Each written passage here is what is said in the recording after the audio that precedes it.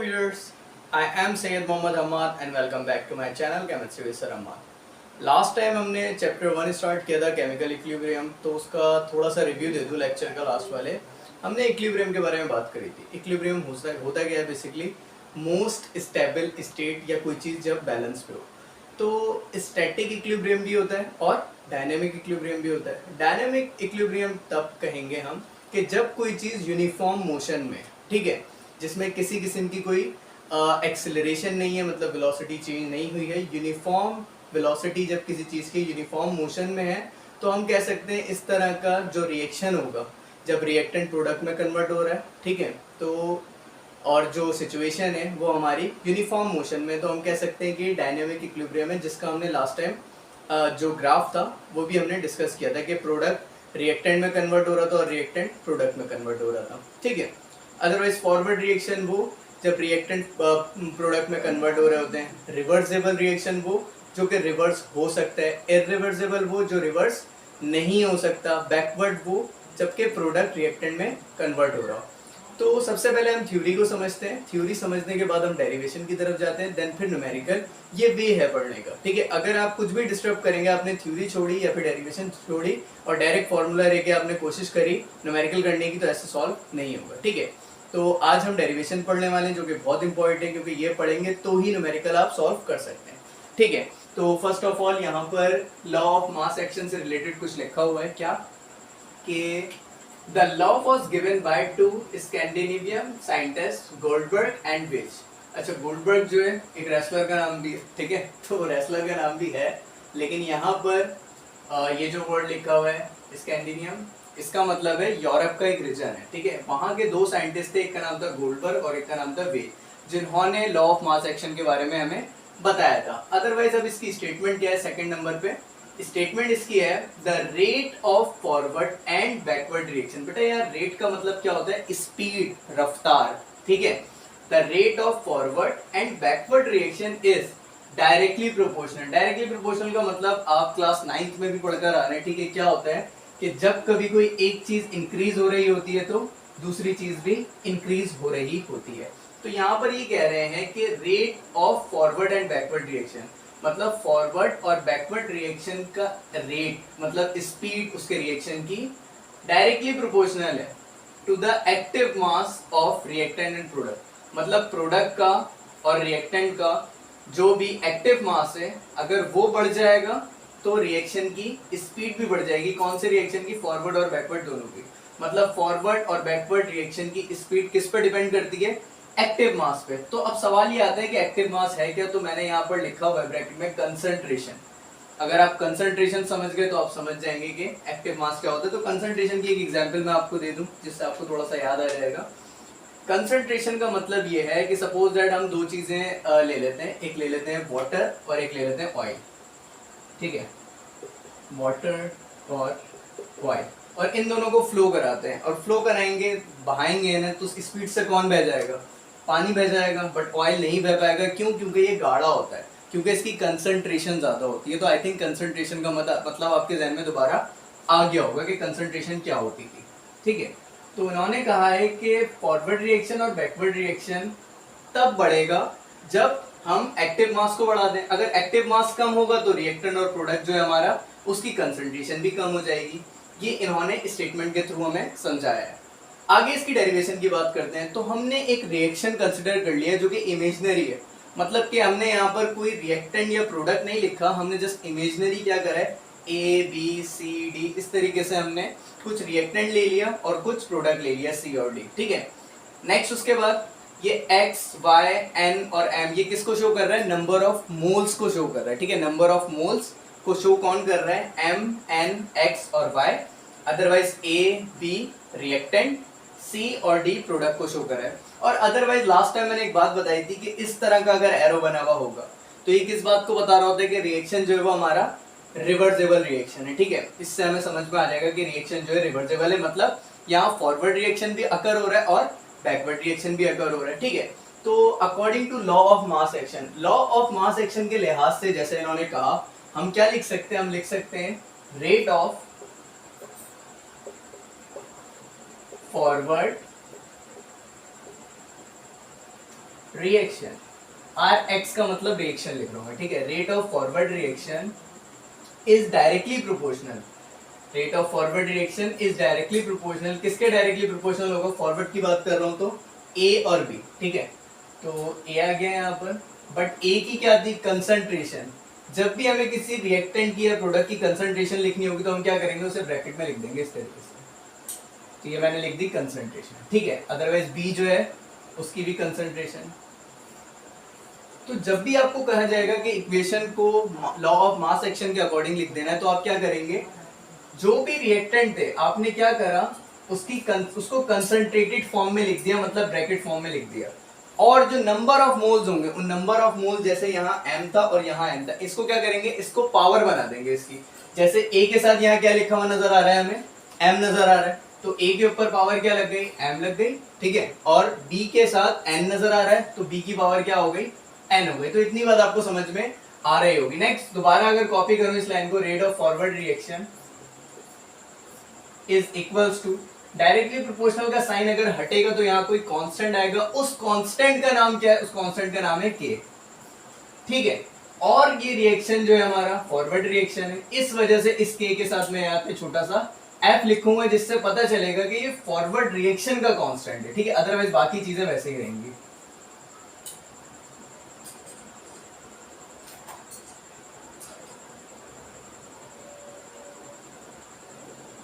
ठीक है, तो आई थिंक यहां तक बात समझ में आ रही होगी। इसको इक्वेशन 1 कह दें आप, ठीक है। आगे बढ़ते हैं, रेट ऑफ फॉरवर्ड रिएक्शन हो गया, next rate of backward reaction.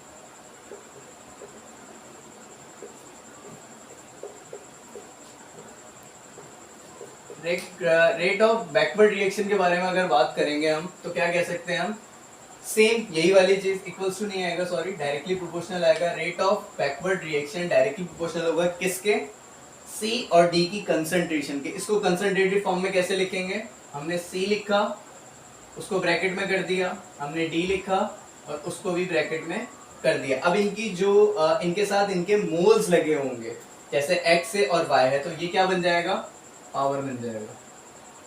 तो आई थिंक यहां तक सबको समझ में आ रहा होगा, यहाँ कोई कंफ्यूजन वाली बात नहीं है, ठीक है। अब हमने पढ़ा था एट इक्विलिब्रियम, एट इक्विलिब्रियम, जब इक्विलिब्रियम होता है, जो हमने ग्राफ में पढ़ा था, ग्राफ क्या हो गया था, रिएक्टेंट का भी स्टेट हो गया था और प्रोडक्ट का भी स्टेट हो गया था। तो एट इक्विलिब्रियम क्या होता है, rate of forward reaction, forward reaction की जो स्पीड है वो बराबर हो जाती है किसके, रेट ऑफ बैकवर्ड रिएक्शन।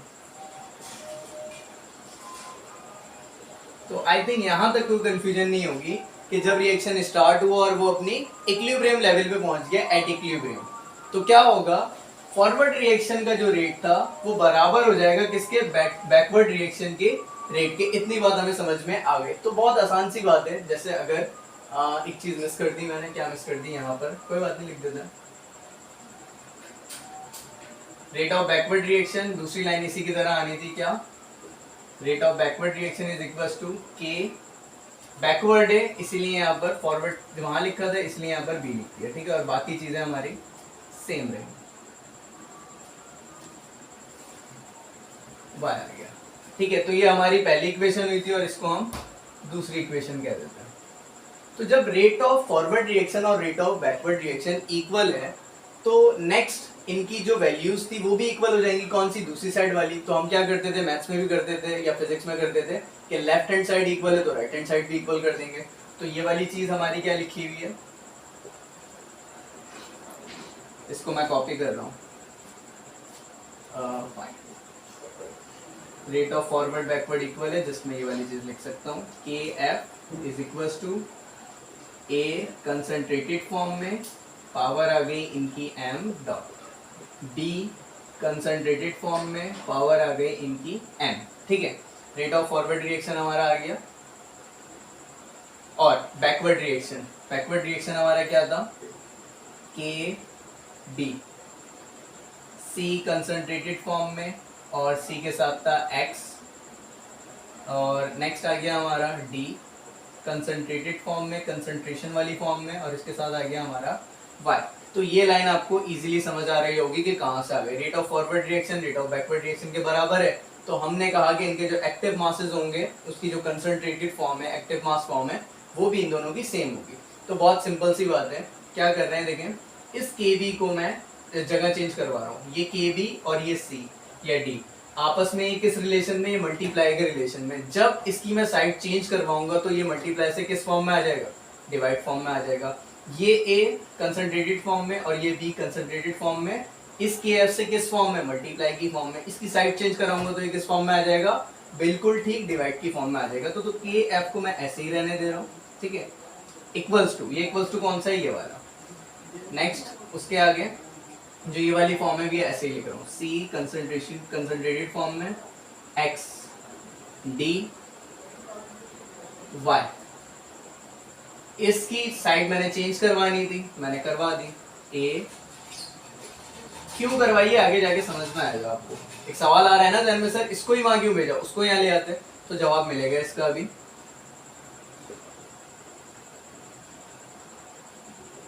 यहाँ तक तो समझ में आ रहा होगा क्या हो गया। अब KB यहाँ मल्टीप्लाई हो रहा था, वहां जाके डिवाइड हो जाएगा।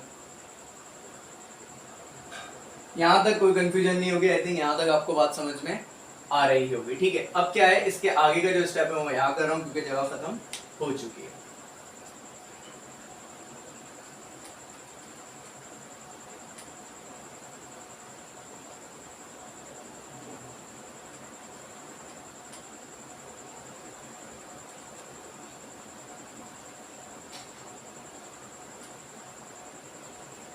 नेक्स्ट अब क्या आ रहा है हमारा, अब आ रहा है हमारी एक नई चीज जो कि है हमारी इक्विलिब्रियम कांस्टेंट। इक्विलिब्रियम कांस्टेंट जो कि सिंबल इसका किस तरीके से शो होता है, KC। ये बराबर होता है, किसके बराबर होता है, ये KF मतलब कि जो कांस्टेंट था फॉरवर्ड रिएक्शन का, और KB कांस्टेंट बैकवर्ड रिएक्शन का। मतलब इन दोनों के रेशियो के बराबर होता है हमारा KC, और इसको क्या कहते हैं, इक्विलिब्रियम कांस्टेंट। तो बहुत सिंपल सी बात है कि अगर KC इन दोनों के इक्वल है तो इस इक्वेशन में अगर मैं KF ओवर KB की जगह KC लिख दूं तो मैं लिख सकता हूं, कोई प्रॉब्लम नहीं है। C X D Y A M B N। तो एक चीज और समझ में आ रही है हमें कि ये हमने रिएक्शन लिखा था, ये प्रोडक्ट था और ये रिएक्टेंट था। तो मैं इसको एक और टर्म में कैसे लिख सकता हूं, और करके मैं लिख सकता हूं कि C और D जो है ये कंसंट्रेटेड फॉर्म में है, लेकिन क्या प्रोडक्ट है। कौन सी फॉर्म में, कंसंट्रेटेड फॉर्म में। तो मैं क्या करूंगा, ब्रैकेट लगा दूंगा इस पे भी ताकि समझ आ जाए, ठीक है। नीचे कौन है, रिएक्टेंट है, तो मैंने लिख दिया रिएक्टेंट।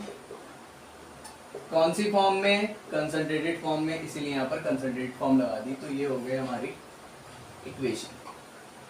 अब KC जो है ये थोड़ा सा लाइक जो है ना कंफ्यूजन वाला भी है अगर बात समझ में नहीं आई तो। क्यों, किस हवाले से, क्योंकि हर जो इक्विलिब्रियम कांस्टेंट है या कोई भी चीज़ है जो कांस्टेंट हम कहते हैं, जैसे ग्रेविटी की वैल्यू कहते हैं हम 9.8 है कांस्टेंट है, तो हम ऐसा नहीं करेंगे कभी उसको 7 लिख दें, कभी 6 लिख दें, कभी 3 लिख दें, वो कांस्टेंट ही रहेगी। इसको हम कहते हैं इक्विलिब्रियम कांस्टेंट है, लेकिन इसकी वैल्यू जो है वो चेंज होती रहेगी। ये कहाँ पढ़ेंगे हम, न्यूमेरिकल्स में पढ़ेंगे आगे जाके। अदरवाइज इसकी यूनिट के बारे में मैं अभी आपको बताऊंगा कि इसकी यूनिट को कैसे ड्राइव कर लिया जाता है। ये जो है कुछ प्रैक्टिस है, इसके ज़रिए जो है आप इक्वेशन लिखना सीख जाएंगे कि इक्वेशन को इक्विलिब्रियम कांस्टेंट की एक्सप्रेशन में किस तरीके से लिखते हैं और उसकी यूनिट भी किस तरीके से फाइंड आउट करते हैं। मैंने कहा ना कि काफ़ी चीज़ों की यूनिट जो होती है वो सिंपल होती है, कि जैसे ग्रेविटी की यूनिट आ गई हमारी मीटर पर सेकंड स्क्वायर, ठीक है। एक्सेलरेशन की आ गई मीटर पर सेकंड स्क्वायर, फोर्स की आ गई न्यूटन, तो ये सब हमें पता है, ठीक है। लेकिन KC की यूनिट जो है वो रिएक्शन पे डिपेंड करती है। कैसे, इसको ज़रा समझते हैं। सबसे पहले जो मैंने एक तरीका बताया था आपको रिएक्शन को लिखने का कि किस तरीके से उसे लिखते हैं, तो वो ध्यान में रखें। यहाँ हमारे पास एक रिएक्शन मौजूद है H2 plus I2, reversible reaction है ये, 2HI, ये रिएक्शन हमारे पास मौजूद है। तो सबसे पहले आप एक चीज ध्यान में ले आए कि ये रिएक्टेंट है आपका, ठीक है, और ये हमारा प्रोडक्ट है। इतनी बात तो सबको समझ में आ गई, ठीक है। हमने क्या पढ़ा था, Kc बराबर होता है प्रोडक्ट ओवर रिएक्टेंट के, बस इतनी बात पढ़ी थी हमने, क्या और कुछ भी पढ़ा था? और कुछ भी पढ़ा था, उसकी कंसंट्रेशन के, ठीक है। तो कैसे लिखेंगे इसे, देखें, Kc ऐसे ही रहा, प्रोडक्ट क्या है हमारा HI, तो हमने लिख दिया HI को कंसंट्रेटेड फॉर्म में, कोई कंफ्यूजन नहीं है यहाँ तक। प्रोडक्ट को कंसंट्रेटेड फॉर्म में लिखना था, प्रोडक्ट HI था, हमने कंसंट्रेटेड फॉर्म में लिख दिया। आगे बढ़े रिएक्टेंट के पास, रिएक्टेंट क्या हमारा H2I2, ठीक है। तो H2 आ गया हमारा कंसंट्रेटेड फॉर्म में और I2 आ गया हमारा कंसंट्रेटेड फॉर्म में। तो आई थिंक हो गया ये, नहीं हुआ। क्या करा था हमने, M और N जो नंबर ऑफ मोल्स थे उसको हमने पावर में शिफ्ट कर दिया था। तो पावर में शिफ्ट कर देते हैं, HI के पास ये जो नंबर लिखा हुआ है ये क्या है, नंबर ऑफ मोल्स है। नंबर ऑफ मोल्स को हमें पावर बना लेना था, तो हमने यहाँ पर पावर बना लिया। तो अब हो गया नहीं, अभी भी एक कंफ्यूजन आपके जहन में आ रही है। आपकी कंफ्यूजन पता है क्या जहन में आ रही है कि सर यहाँ 2 लिखा हुआ है, यहाँ 2 लिखा हुआ है, आपने इसको तो पावर नहीं बनाया। तो बेटा ये नंबर ऑफ मोल्स नहीं है। अगर मैं आपसे पूछूं कि यहाँ पर नंबर ऑफ मोल्स रिएक्टेंट के पास कितने हैं, तो यहाँ पर आपको 1 नजर आ रहा होगा, मतलब कुछ नहीं है तो 1 है, और यहाँ पर कुछ नहीं है तो 1 है। तो आप उसको देखोगे कि वो नंबर ऑफ मोल्स है, ठीक है। ये आपके नंबर ऑफ मोल्स नहीं होते, इसी को नंबर ऑफ मोल्स कंसिडर करके आप आंसर गलत कर देते हो। तो ये बिल्कुल ठीक लिखा हुआ है, ये हमने एक्सप्रेशन जो है इक्विलिब्रियम कांस्टेंट के अकॉर्डिंग लिख दी। अब सेकंड आगे बढ़ते हैं, आगे किसकी तरफ बढ़ रहे हैं, यूनिट की तरफ। कि इसकी यूनिट कैसे ड्राइव कर सकते हैं, तो एक बहुत सिंपल सी बात है, हमने कहा कि ये कंसंट्रेटेड फॉर्म में इसकी कंसंट्रेशन है, ठीक है, कंसंट्रेशन वाली फॉर्म में है। तो बहुत सिंपल सी बात है, आपने मोलैरिटी पढ़ा होगा क्लास 9th में, सॉल्यूशन चैप्टर था, उसमें आपने मोलैरिटी के बारे में पढ़ा होगा। मोलैरिटी क्या थी, कंसंट्रेशन थी। तो मोलैरिटी की यूनिट कैपिटल M भी हो सकती है और मोल पर DM क्यूब भी हो सकती है, ठीक है, दोनों हो सकती है। मैं यहाँ M ले लेता हूँ, यहाँ लिखा हुआ है HI स्क्वायर, तो मैं यहाँ लिख दूंगा M स्क्वायर, ठीक है। यहाँ H की कंसंट्रेशन मतलब M, I2 की कंसंट्रेशन मतलब M, तो यहाँ M क्या हो गया, M स्क्वायर हो गया। इस M स्क्वायर से ये M स्क्वायर कैंसिल हो गया, इज इक्वल टू 1। मतलब कि इस रिएक्शन की अगर आपसे यूनिट पूछी जाएगी तो आप क्या लिखेंगे, 1। क्यों आई है ये, क्योंकि HI था, इसकी कंसंट्रेशन M हो गई, इसकी पावर 2 थी, इसलिए हमने M पे पावर 2 लगाया, M स्क्वायर हो गया। नेक्स्ट आगे बढ़े H2 की कंसंट्रेशन यहाँ 1 है, तो M को 1 टाइम ही लिखा हमने, ये मल्टीप्लाई की फॉर्म में आपस में दोनों। I2 इसकी कंसंट्रेशन हमने किस फॉर्म में लिखी, M फॉर्म में लिखी, M स्क्वायर हो गया था, M स्क्वायर से कैंसिल हुआ, यहाँ 1 बच गया। ये सिंपल तरीका था इसको सॉल्व करने का, इसकी यूनिट को सॉल्व करने का, ठीक है।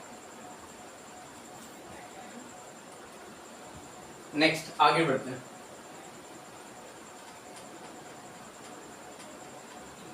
कोई और रिएक्शन वो सॉल्व करने की कोशिश करते हैं। ये वाला रिएक्शन लिखा हुआ है, इसको सॉल्व कर लेते हैं। PCl3 प्लस Cl2 PCl5, ये रिएक्शन लिखा हुआ है हमारे सामने। सबसे पहले इसको Kc की फॉर्म में लिख लेते हैं। Kc is equal to product, product कौन सा बेटा हमारा, प्रोडक्ट ये वाला है।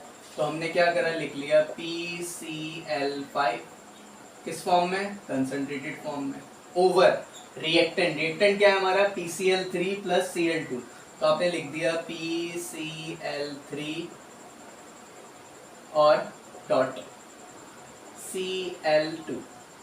यहाँ तक तो कोई कंफ्यूजन नहीं होगी, सिंपल हमने क्या किया, प्रोडक्ट को कंसंट्रेटेड फॉर्म में लिखा, कंसंट्रेशन वाली फॉर्म में लिखा, और रिएक्टेंट को ओवर करके हमने कंसंट्रेटेड वाली फॉर्म में लिख दिया। यहाँ तक हो गया। अब यहाँ तक तो पहुंच गए हम, यहाँ नंबर ऑफ मोल्स का कोई मसला नहीं है। देखिए PCl5 से पहले कुछ नहीं लिखा हुआ, मतलब 1 है, यहाँ भी 1 है, यहाँ भी 1 है, तो नंबर ऑफ मोल्स को पावर बनाने की जरूरत यहाँ पर नहीं है। अब यूनिट पर आते हैं। देखिए बेटा PCl5 है, इसकी कंसंट्रेशन फॉर्म में इसकी यूनिट क्या हो जाएगी, M हो गई, ठीक है। आगे बढ़े, PCl3 की कंसंट्रेशन है, ठीक है, तो इसकी यूनिट क्या हो जाएगी, M हो गई। Cl2 है, इस ये भी कंसंट्रेशन फॉर्म में, कंसंट्रेटेड फॉर्म में, ये भी M हो गया, ठीक है। अब क्या करा, m से m क्रॉस हो गया तो क्या बच गया, 1/m बच गया। तो हम इस Kc की यूनिट जो है वो लिख सकते हैं, Kc is equal to m, लिख सकते हैं हम नहीं, क्योंकि 1/m था ना, तो हम लिखेंगे -1। तो इससे हमें पता चलेगा Kc की ये यूनिट हो गई। इस तरीके से भी लिख सकते हैं। और किस तरीके से लिख सकते हैं, देखें, Kc की यूनिट हो सकती है, मोलैरिटी है, इनवर्स है, इसीलिए लिख सकते हैं मोल पर डीएम क्यूब होता है, इस फॉर्म में होता है, मोल पर डीएम क्यूब। तो ये क्या हो जाएगा, इनवर्स वाली फॉर्म में हो जाएगा सिंपल। तो मोल पर डीएम क्यूब भी कर सकते हैं हम, ठीक है। किस फॉर्म में हो जाएगा, इनवर्स वाली फॉर्म में हो जाएगा सिंपल, ठीक है। नेक्स्ट रिएक्शन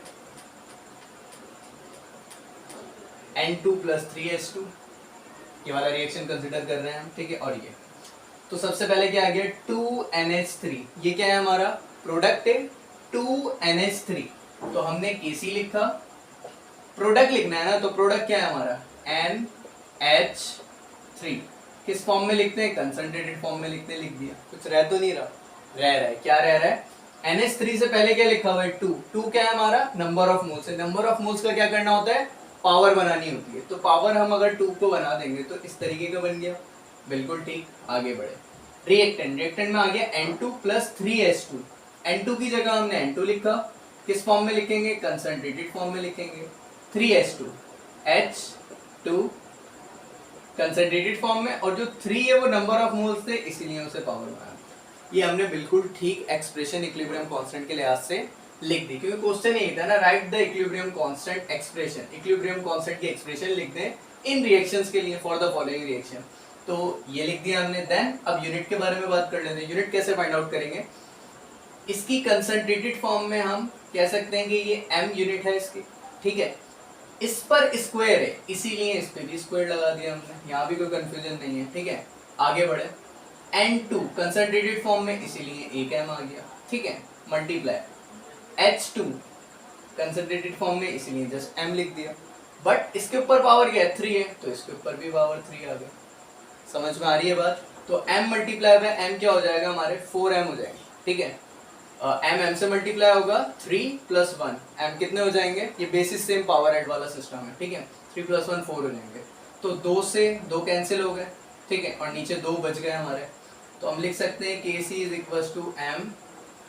- 2, ये हमारी इसकी यूनिट हो जाएगी, इस इक्वेशन की, ठीक है, इस रिएक्शन की ये हमारी जो है यूनिट हो जाएगी। क्यों, क्योंकि m2 से m2 कट गया, यहाँ एक m बच गया, वो m इससे मल्टीप्लाई हुआ, m² हो गया। तो आंसर क्या हो गया, 1/m²। उस m² को ऊपर लिया तो m - 2। मोल डीएम क्यूब करके भी कर सकते हैं, ठीक है, उस तरीके से भी कर सकते थे, लेकिन इस तरीके से भी कर ले तो कोई प्रॉब्लम नहीं है। Fine, thank you so much, ठीक है।